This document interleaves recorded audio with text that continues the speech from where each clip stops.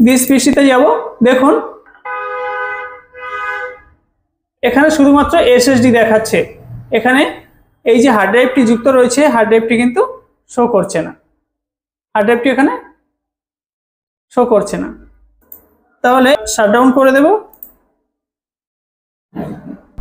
Delete কি press করে বাসে গেলাম, যাওয়ার পর অ্যাডভান্সড এই অপশনটি সিলেক্ট করব, করার পর SATA কনফিগারেশন, এখান থেকে SATA কনফিগারেশন এন্টার করব। এন্টার করার পর এখানে দেখুন কনসিস্টেন্ট এসএসডি 128 জিবি একটি এসএসডি এখানে শো করছে। SATA device type hard disk driver, এখানে এর মানে এটা বোঝায় না যে এখানে একটি হার্ড ড্রাইভ যুক্ত আছে। হার্ড ড্রাইভ এখানে যুক্ত আছে ঠিকই, কিন্তু এই লেখাটার মানে এখানে একটি হার্ড ড্রাইভ আছে এটা বোঝায় না।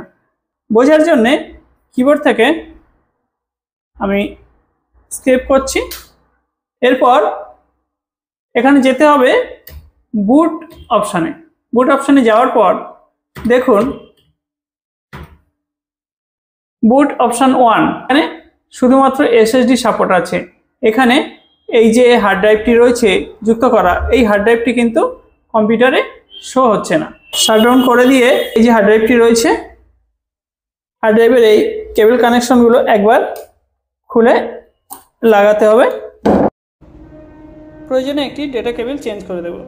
এই কানেকশনগুলো একবার খুলে নিয়ে এই যে ডেটা কেবল একবার খুলে লাগালাম, পাওয়ার কেবল কানেক্টর আটকে দিলাম। এরপর দেখে নিতে হবে মাদারবোর্ডের সঙ্গে এই কেবল কানেক্টরটি আরো একবার ঠিকভাবে আটকে দেব, বসিয়ে দিলাম। এরপর একবার চালু করে দেখব, চালু করছি, উইন্ডোজ খুলছে, ওয়েট করব।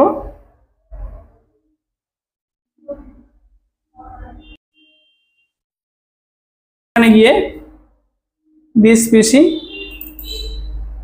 হ্যাঁ দেখুন এসএসডি সি ড্রাইভ ছিল, হার্ড ড্রাইভ DEF, এই যে হার্ড ড্রাইভটি রয়েছে এই হার্ড ড্রাইভটি এখানে আমরা দেখতে পাচ্ছি।